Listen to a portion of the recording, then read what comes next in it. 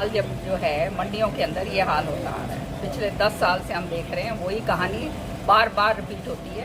विधानसभा के अंदर बहुत बड़ी बड़ी बातें कही जाती हैं, बहुत बड़े बड़े दावे किए जाते हैं, मंत्री जो है पता नहीं क्या क्या नहीं बोलते, लेकिन असलियत के अंदर जब धरातल पे आके देखो तो उसका हाल जो है बिल्कुल बदहाल जो है किसानों का हाल रहा हो। अब क्या अभी मैं आज इसलिए आई देखने के लिए कि हो क्या रहा है, जरा पता तो करें।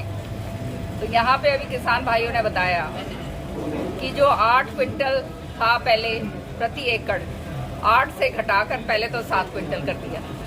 ऐसे ही हुआ है ना भैया? तो 8 क्विंटल से 7 क्विंटल घट गया, तो मतलब एक किसान का 1 एकड़ के अंदर औसतन 10 क्विंटल जो है वो उसका जो है उपज होती है। तो बाकी जो है उसका जो है 7, फिर आप ये सोच लो 4-5 क्विंटल जो उसका जो रह गया है वो औने पौने दाम पे बेचता है। दूसरी बात, इतनी आगे बाजरा सारे मंडी में पड़ी हुई है, अभी तक इसका उठान नहीं हो रहा है। इतनी ज़बरदस्त बाजरा है, इतनी सुंदर तरीका का इसका दाना निकला इस बारी, और जो है ये कह रहे हैं कि ये बाजरा ठीक नहीं है, इस बाजरे के अंदर 100 तरीके के नुक्स निकाल रहे हैं। और फिर माननीय मुख्यमंत्री जी ने ये बात कही है कि जिसका जे फॉर्म नहीं कटेगा वो बाजरा नहीं बेच सकता। तो बताओ भैया फिर रह क्या गया? तो किसान तो जो है उसने तो अपना सिर पटक के इधर उधर मारना ही है बेचारे ने। ये सरकार पूरी तरह से किसान विरोधी सरकार है, गरीब विरोधी सरकार है, हर तरीके से किसानों का नाश कर दिया है। जो एमएसपी जो जिस बात पे कही जाती है, एमएसपी को वैदिक दर्जा देने की बात कही थी, और इतना बड़ा आंदोलन जो काले कानून जो बनाए थे, इनको समझ में आ गई कि ये गलत काम कर रहे हैं। ये तो किसानों ने 1 साल से ऊपर बैठकर अपनी शहादत दी, अपने सारा कुछ घर बार छोड़कर जो है 1 साल जो है वो आंदोलन उन्होंने करा। उसका हाँ 750 के करीब आदमी भी गए बेचारे।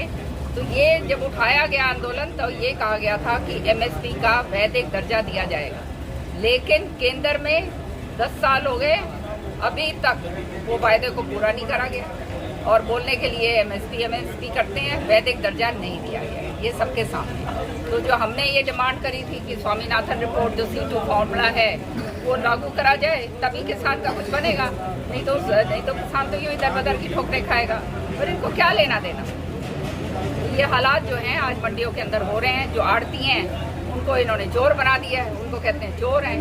तो ये सारा का सारा कार्रवाई जो है सरकार की जो है वो ये है कि जैसे मैंने कहा, जनता विरोधी किसान विरोधी सरकार। भी मंडी में आई हूँ, 10 साल हो गए हैं, मेरे जाने के बाद एक ईंट नहीं लगाई है इस मंडी।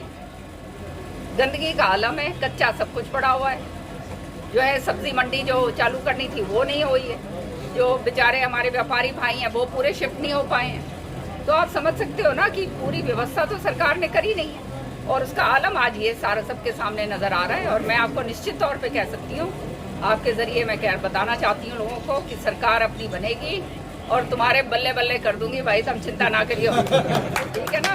अभी पार्लियामेंट का चुनाव है, श्रुति चौधरी को जिताकर भेजो, और पहला जो उसका वो आएगा MPLAD फंड जो आएगा वो तुम्हारे यहाँ पे लगवाएगा, ठीक है ना।